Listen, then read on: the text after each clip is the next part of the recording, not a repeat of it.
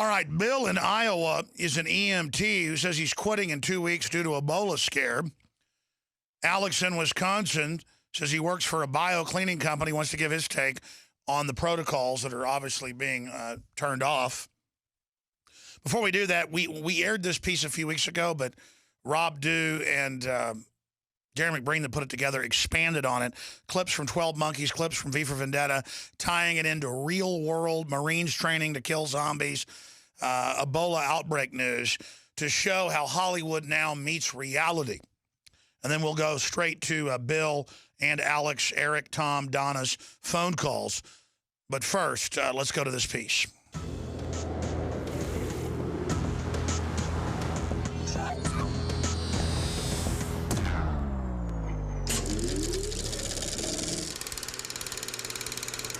Well, it sounds like the perfect script for a horror movie. A virus with no vaccine and no cure kills thousands of people.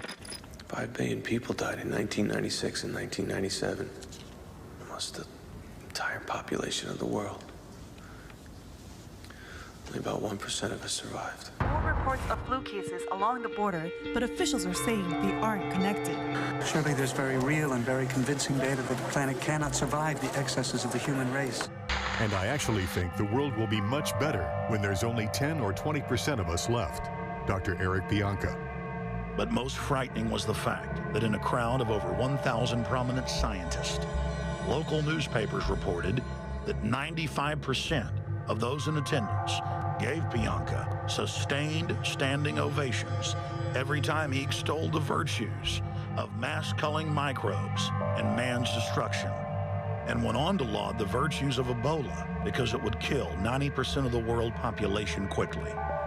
The World Health Organization said on Tuesday the Ebola death toll jumped by almost 200 in a single day to at least 2,296 and is likely to be higher than that. The head of the U.S. Centers for Disease Control confirmed Tuesday that West Africa is in a desperate situation, but that there is still hope that the outbreak can be reined in. A top German virologist has caused shockwaves by asserting that it's too late to halt the spread of the Ebola virus. In other news, the CDC is receiving reports of a possible flu outbreak in San Francisco. If the symptoms were first detected in Philadelphia on December 27, 1996, that makes us know that It was released in Philadelphia probably on December 13th, 1996. and was seen sequentially after that in San Francisco, New Orleans, Rio de Janeiro, Rome, Kinshasa, Karachi, Bangkok, then Peking. Rome, Kinshasa, Karachi, Bangkok, Peking. This is some trip you're taking, sir. Is this all in 1 week? Business. One of the 2 Americans infected with the Ebola virus has arrived in Atlanta from Africa for treatment. The Massachusetts doctor arrived at the Nebraska Medical Center just before dawn this morning to be treated for Ebola. And right now, his or her blood sample is on its way to the Centers for Disease Control. The new ability to wage war is born from the blood of the victims. There you see. Also invisible to the naked eye. It doesn't even have an odor. This Ebola outbreak is unprecedented and has become the deadliest on record. Ebola is now an epidemic. You start to get a sense of the rapid escalation now we're seeing of the virus. Imagine a virus, the most terrifying virus you can, and then imagine that you and you alone have the cure. Without specific drugs or a vaccine for Ebola, the only thing doctors can do for those suffering from this disease is treat their symptoms. Ebola is not spread through the air like the flu. One will not likely catch the virus just by nearing someone who has it. In 1989, Ebola made its way to the U.S. This new strain of Ebola had shown the potential to spread through the air. They are now calling this a true pandemic. 5 years on. Still no cure. No cure. The Bill and Melinda Gates Foundation has given £31 million to help battle the Ebola epidemic in Africa. It is hoped it will also speed up the development of drugs and vaccines, as Ebola has killed more than half of its 4,300 victims. First, we've got population. Now, if we do a really great job on new vaccines, healthcare. We could lower that by perhaps 10 or 15%. A preventative vaccine for the Ebola virus could be available as early as next year, as British pharma company GlaxoSmithKline. So you want to balance the need to get a potentially effective vaccine to the people who need it in a way that you can get some meaningful information as to A, whether it does work or not, and whether it does harm. A confidential GlaxoSmithKline document recently linked to the press exposed that within a 2-year period, a total of 36 infants died after receiving the 6-in-1 vaccine of Infrix Hexa. UK pharmaceutical giant GlaxoSmithKline will plead guilty and pay a record-breaking $3 billion to settle the largest case of healthcare fraud in US history. I'm going right out to get vaccinated. The vaccine uses a modified chimpanzee common cold virus to carry a single Ebola protein. We're ready to move on to the next phase. Does it work like we predicted? With one exception. Can't dawdle on this one. We have to move with force and make sure that we are catching this as best we can. Nearly 2,500 people have died. Thousands more have been infected. Amid an international call for action, President Obama announced America's plan, which will see 3,000 U.S. troops head to the region. 3,000 U.S. military personnel. Compare that to Iraq. There are 1,600 U.S. military troops in Iraq right now. We're talking about 3,000 troops. The true goal of this project is power. Complete and total hegemonic domination. At the request of the Liberian government, we're going to establish a military command center in Liberia under the pretext of humanitarian aid and dominate and occupy Africa through AFRICOM. The security firm Halo Corp announced it will conduct a zombie apocalypse training exercise. Al-Faraji will join about 40 other ghoulish friends in the Third World Village, where they'll bring on the apocalypse. Strategic Operations has trained some 600,000 military and law enforcement members using this technique. We've got it down to a science, if you will. If there is such a thing, it's an art. This is a government-made virus designed, manufactured to put us out of our misery. They euthanized us. Probably one of these numbers is going to have to get pretty near to zero. That's back from high school algebra, but let's take a look. Attention. Due to the extremity of the simian flu crisis, all regular government functions have been suspended indefinitely. If you are receiving this transmission, you are the resistance.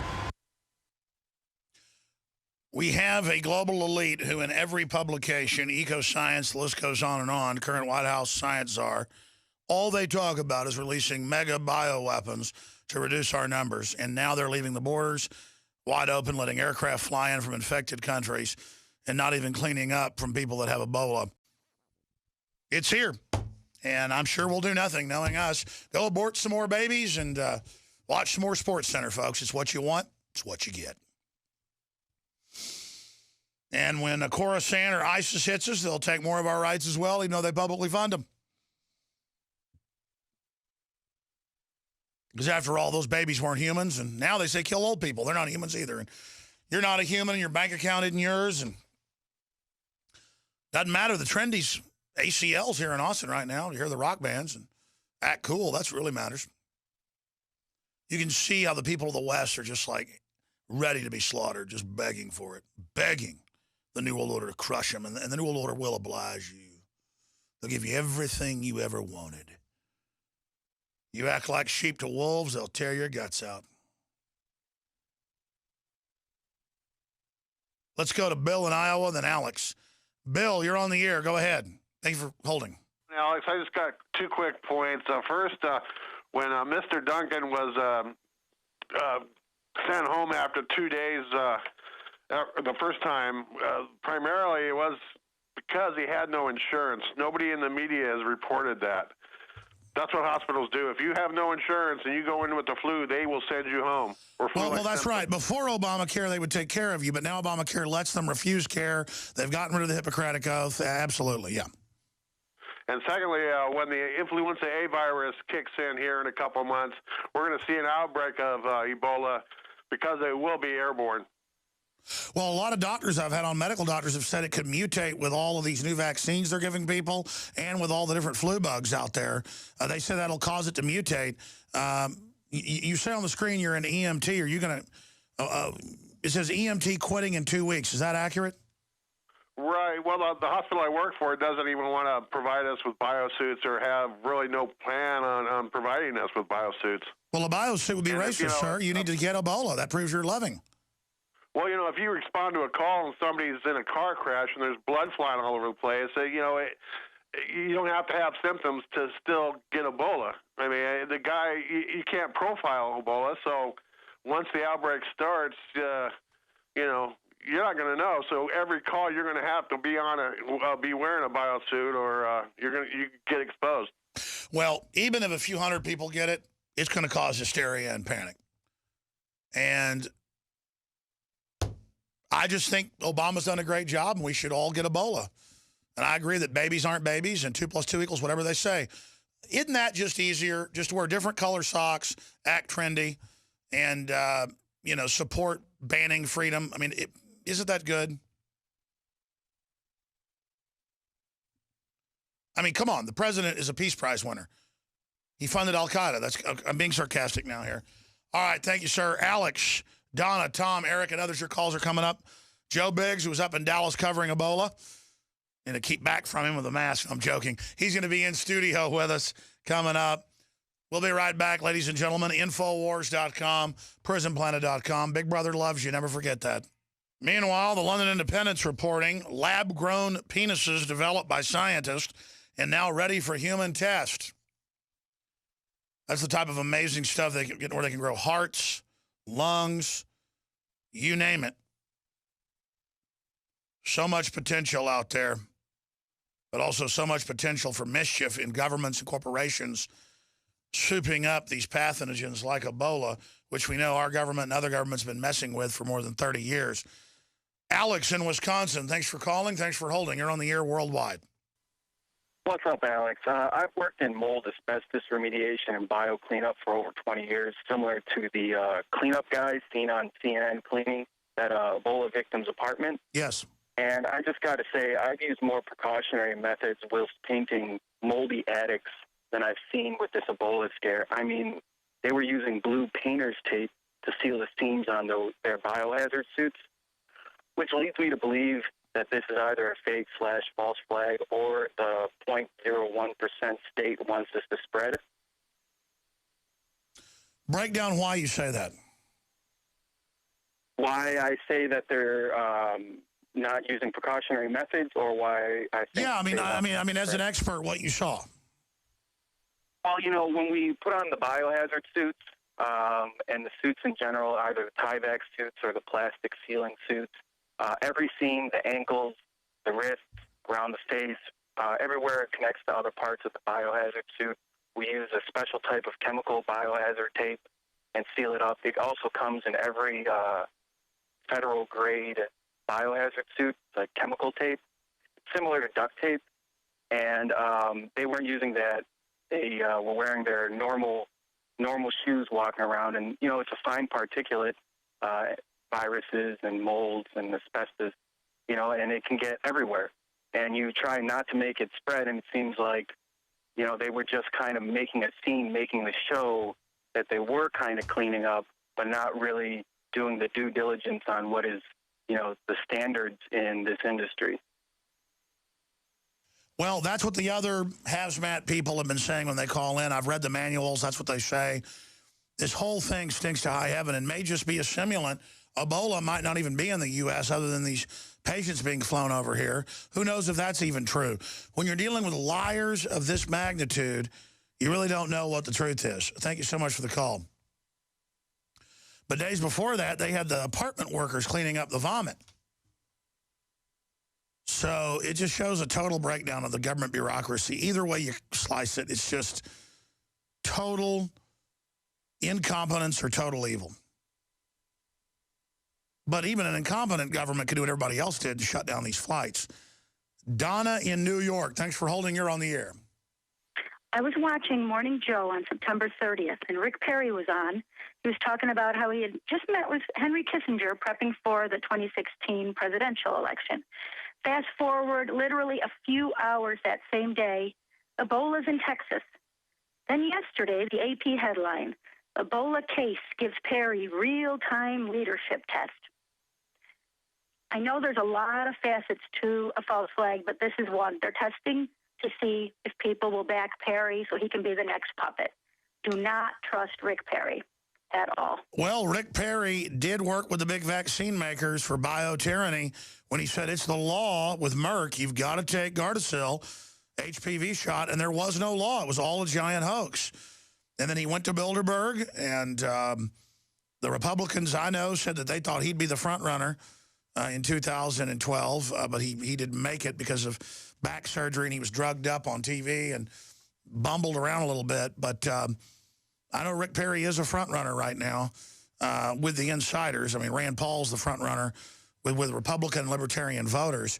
And I know he's just a great guy, especially compared to Rick Perry. But I was keeping Perry out of this when they were politically going after him, saying you better do a good job with Ebola. But now he won't ask Obama to seal the borders or to stop the flights. He's saying, well, check people at the border and maybe check people when they get off the plane. So that's better than nothing. But why did he have to get called out by Governor Jindal before he did that? That's a big question. I think some of it is, remember when even you were backing him with the indictment, they did that on purpose. They did that indictment. So then people who even criticized him, you're like, you know, poor Rick Perry. Oh, they're going after him. So I think they were trying to make him sympathetic to people who normally would be right against him.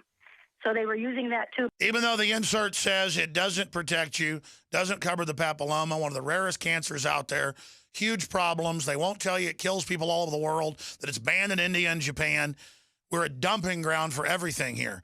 Amazing. Well, speak out against it. Warn young girls in your area. Where are the feminists when you need them?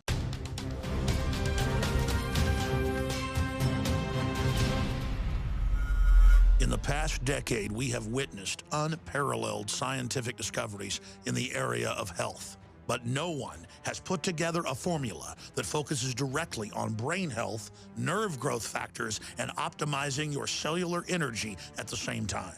DNA Force is one of the most expensive formulas to produce. Some of the ingredients in DNA Force are $12,000 a kilogram. We are using the coveted, patented, only American source of PQQ, CoQ10, and more. You want the best that's out there at the lowest price anywhere? Well, we're bringing you a total win-win. The ultimate value, cutting-edge, trailblazing game changer that also supports the InfoWar.